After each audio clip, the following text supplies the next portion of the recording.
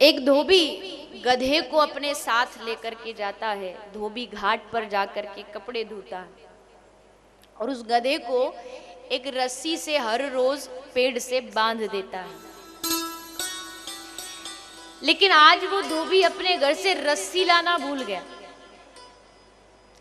अब रस्सी लाना भूला तो अब गधे को कैसे बांधे, और अगर बांधेगा नहीं तो ये भाग जाएगा। तो उसने क्या किया, ये हमारे स्कूल में बचपन की जो हिंदी साहित्य की होती उसमें ये कहानी लिखी थी। तो बोले वो एक अब गधा तो गधा है, कहते हैं जब भी किसी की बुद्धि की तुलना देती है तो कहते हैं कि तेरी बुद्धि गधे जैसी है क्या। तो उसको पागल बनाने के लिए उसने क्या किया, एक रस्सी लाया और रस्सी ला करके मतलब रस्सी नहीं थी, काल्पनिक रस्सी, झूठ मूठ की रस्सी लेके और गधे को वैसे ही खड़ा किया पेड़ के साथ में और झूठ मूठ उसको ऐसे ऐसे हाथ घुमाने लगा जैसे रस्सी बांध रहा, हाथ में कुछ नहीं पर उसको ऐसे वो बांध रहा है कि रस्सी, और फिर उसमें ऐसे गांठ लगा दी 3-4, जैसे अब गांठ लग गई और चला गया कपड़े धोने। पूरा दिन उसने कपड़े धोया और शाम को जब आया तो गधा कहाँ था, क्या था, जहां बांध के गया था वही था। उसने सोचा कि मुझे तो रस्सी से कस के बस बांध दिया गया, अब तू तो हिल ही नहीं सकता, और उसने कोशिश भी नहीं की हिलने की, वहीं खड़ा रहा। शाम होके आए वहीं के वहीं खड़ा हुआ मिला।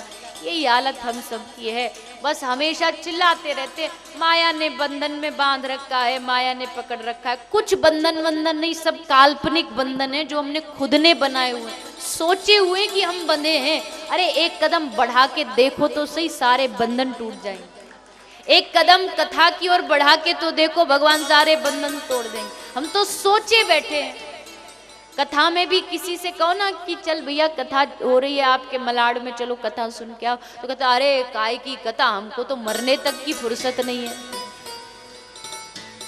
मरेगा तो तुझसे फुर्सत पूछेगी, मरना की फुर्सत है भैया, आ जाऊं मैं, टाइम हो तो अपॉइंटमेंट दे दे, आ जाऊं तुझसे मिलने के लिए, पूछेगी।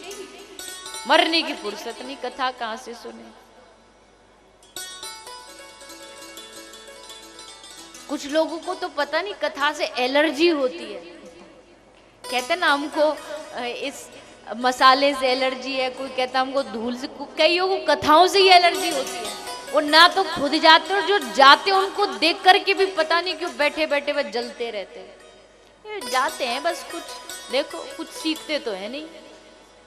जैसे हैं 44 कथाओं से पहले जैसे थे, 44 के बाद भी वैसे की वैसे ही है। ठीक है नहीं बदले, मान लिया नहीं बदले, जैसे थे वैसे ही है। लेकिन एक शायर की कहावत है कि मंजिल तो मिल ही जाएगी, भटक कर ही सही। मंजिल तो मिल ही जाएगी, भटक कर ही सही। गुमराह तो वो हैं जो घर से निकले ही नहीं।